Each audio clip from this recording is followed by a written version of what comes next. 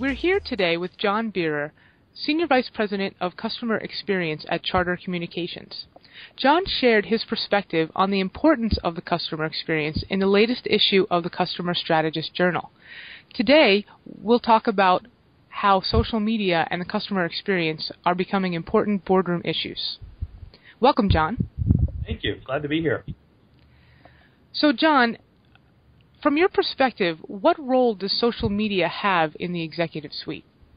Frankly, the executive suite has started off with a little bit of a defensive view towards social media, and I think that's evolving as it becomes more and more commonplace for people to interact over social media, and frankly, in their personal lives, I'm sure also they're seeing how social media is key to having richer dialogues with their customers. What you're seeing is an evolution, I believe, in the marketplace where senior leaders are becoming more open to the possibilities of social media. Do you see it becoming, social media becoming more of a organizational issue rather than that departmental issue? Absolutely. If you think about, for me, the thing that, and I think most businesses are seeing this as well, the thing that's powerful about social media is it solves kind of that age-old question of how do I have this kind of relationship with my customer that a small business would have as a large corporation. So, a small business owner has a very one-on-one personal kind of relationship with their customer, and it's always been a challenge for large organizations to have that similar type relationship. It usually depends on heroic efforts by frontline employees or very smart branding and marketing efforts. What social media really is empowering organizations to do is create that one-to-many relationship for a corporation that allows it to feel much more intimate and much more personal as far as the business relationship. I believe businesses are learning that through how celebrities, frankly, have been using Twitter and other social media outlets. You see, a celebrity tweeting about really kind of mundane matters around their personal life, but it absolutely brings a celebrity much more closer to the fan base and makes them feel more real and more able to connect, and the fans actually feel like they can touch the celebrity. I think that same potential exists for business, and I think it solves that age-old quandary that corporations find themselves in. How do I maintain that? How do I get and maintain a relationship that's similar to what a mom and pop small business maintains with their customer set? And while I freely admit that it's not exactly the same, it allows you to create the relationship in a much different way than has been possible previously, and really personalize it much more. So it feels closer to the kind of relationship small businesses have. Now, when you as a large organization are able to deliver on that kind of connection and commitment to your customer base, the customers notice. I think that's where we're headed. I think we're going to see much more of companies developing personas for their business. Even if we do develop a persona for our company, consumers can smell if it's genuine or not. So the ability for you to have a company personality and a persona over social media and project and reinforce that, I think is key to delivering that more personalized touch and feel of the company that, frankly, is a struggle, and we've been approaching typically through the traditional marketing and branding approaches. I think you look at that kind of faux intimacy that's generated and the relationship and ability to really influence your fan base or your customer base for that matter, it gives you a capability that frankly has never existed before. Now, we started off by talking about the executive suite. I think the resistance and the reason it's not moving faster is frankly a lot of social media has been used by small, frankly, individuals to humble large corporations. And so there's a natural cautiousness that companies have toward this.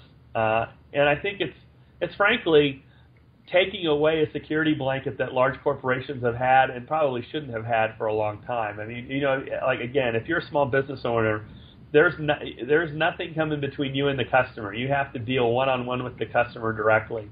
Large corporations sometimes have had the luxury of hiding behind their size, and frankly, a lot of senior executives somewhat like that, not being accessible from their customers and really just focusing on the income statement and the balance sheet. Social media is changing that. I mean, companies are going to have to be more accessible to their customers, especially in the consumer marketplace.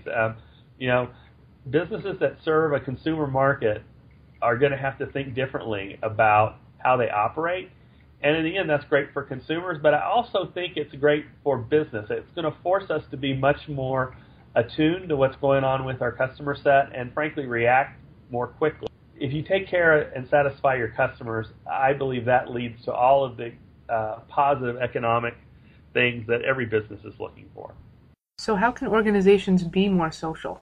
If you're willing to expose your senior leadership team to the customer base and you have a genuineness about wanting to take care of the customer and serve the customer, social media is really your biggest opportunity to be successful. Because frankly, it's a little bit difficult as a consumer to tell which companies are just faking it and which ones really have leaders who are directly involved and concerned about taking care of their customer base.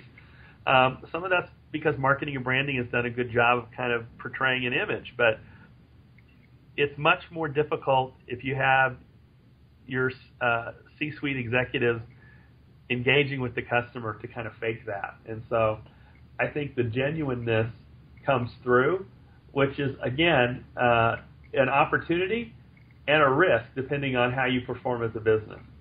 Getting a little tactical for a moment, how do you think senior management can use social media to drive growth in their business?